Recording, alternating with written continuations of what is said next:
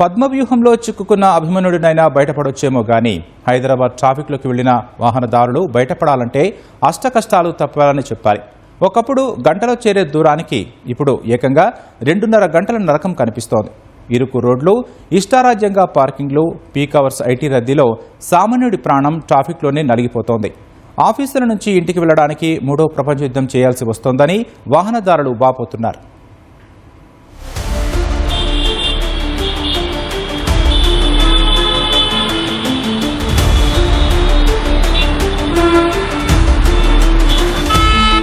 నగరంలో అత్యంత కీలకమైన పారిశ్రామిక ఐటీ కారిడార్ను అనుసంధానించే నాంపల్లి పటాన్చెరు మార్గం ఇది. ఈ మార్గంలో ట్రాఫిక్ నరకానికి కేర్ ఆఫ్ అడ్రస్ గా మారింది. 30 కిలోమీటర్ల మేర సాగే ఈ ప్రయాణంలో కూకట్పల్లి, మియాపూర్, ఆల్విన్ ఎక్స్ రోడ్స్ జంక్షన్లు దాటాలంటేనే వాహనదారులకు చుక్కలే.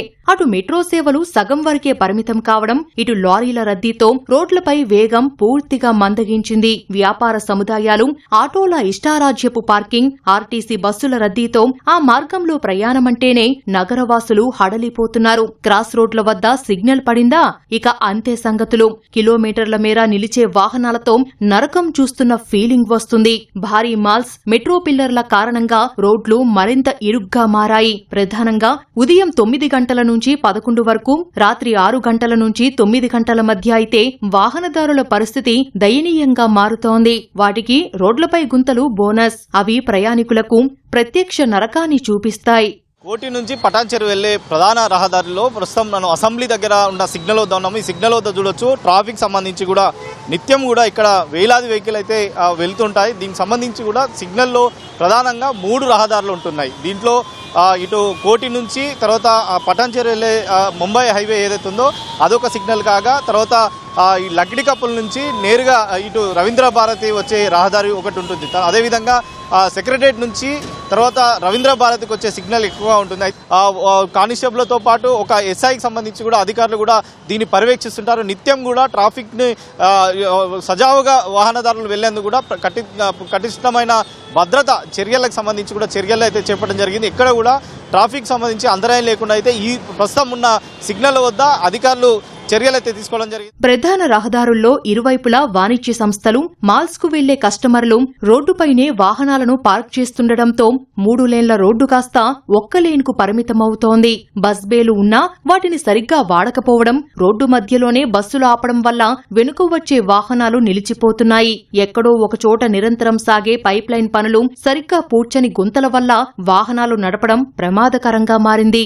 నాంపల్లి నుంచి పటాన్చెరువు వెళ్లడానికి ఒకప్పుడు 50 నుంచి 60 నిమిషాలు పట్టేది. ఇప్పుడు కనీసం 2 నుంచి 2.5 గంటల సమయం పడుతోందని ప్రయాణికులు వాపోతున్నారు. సాయంత్రం ఇంటికి వెళ్లేసరికి శారీరకంగా, మానసికంగా తీవ్ర అలసట వస్తోందని ఆవేదన వ్యక్తం చేస్తున్నారు. ట్రాఫిక్లోనే సగం జీవితం అయిపోతోందని వాహనదారులు వాపోతున్నారు.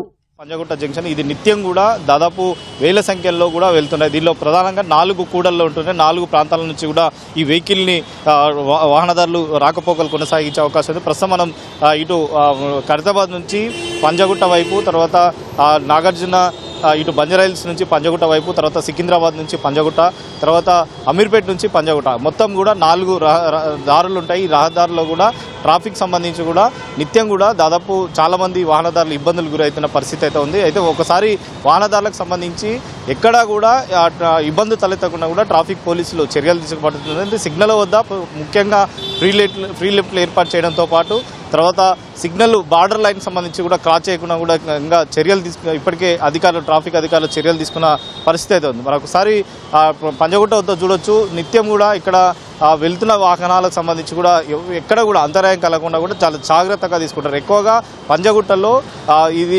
వాణిజ్యపరమైన సముదాయాలు ఎక్కువగా ఉంటాయి. తర్వాత ఇక్కడికి షాపింగ్ చేయడానికి కానీ, తర్వాత ఇక్కడ నుంచి వేరే ప్రాంతాలకు వెళ్ళడానికి కూడా నిత్యం ఇక్కడ నుంచి ప్రధానంగా వాహనదారులు కూడా వేల సంఖ్యల నుంచి కూడా ఇక్కడ వెళ్తున్న పరిస్థితి అవుతుంది. అయితే ట్రాఫిక్ పోలీసులు ఎక్కడికక్కడ కఠినంగా చర్యలు తీసుకున్నప్పటికీ ట్రాఫిక్ రోజు రోజుకి పెరిగిపోతుంది, వాహనాల సంఖ్య కూడా పెరిగిపోతుంది. కాబట్టి ఇబ్బందులు తలెత్తకుండా కూడా చూస్తుంటారు. కానీ సామాన్యులకు సంబంధించి ముఖ్యంగా ఇక్కడ నిమ్స్ ఆసుపత్రికి తర్వాత ఇతర రాష్ట్రాల నుంచి ఇతర జిల్లాల నుంచి కూడా వచ్చి తర్వాత ఇక్కడ వైద్యం కోసం వస్తుంటారు. వారికి సంబంధించిన వాహనాల సంఖ్య కూడా కొంతవరకు పెరుగుతూ ఉంటాయి. కానీ ఈ వాహనాలదారులు ట్రాఫిక్ పోలీసులు సూచన మేరకు వెళ్ళినట్లయితే ట్రాఫిక్ ఎక్కడ కూడా ఎలాంటి అంతరాయాలు కలగకుండా కూడా జాగ్రత్త తీసుకోవచ్చు అని చెప్పి కూడా ప్రధానంగా పోలీస్ అధికారులు అయితే సూచిస్తారు. అత్యంత రద్దీగా ఉండే మియాపూర్, ఆల్విన్ ఎక్స్ రోడ్స్, చందానగర్ ప్రాంతాల్లో తక్షణమే అదనపు ఫ్లైఓవర్లు లేదా స్కైవాక్ల నిర్మాణం చేపట్టాలని ప్రయాణికులు కోరుతున్నారు. రోడ్లను ఆక్రమించి పార్కింగ్ చేసే వాణిజ్య సంస్థలపై ట్రాఫిక్ పోలీసులు భారీ జరిమానాలు విధించాలంటున్నారు. ఆఫీసు నుంచి ఇంటికి చేరుకోవాలంటే పెద్ద యుద్ధమే చేయాల్సి వస్తుందని వాపోతున్నారు.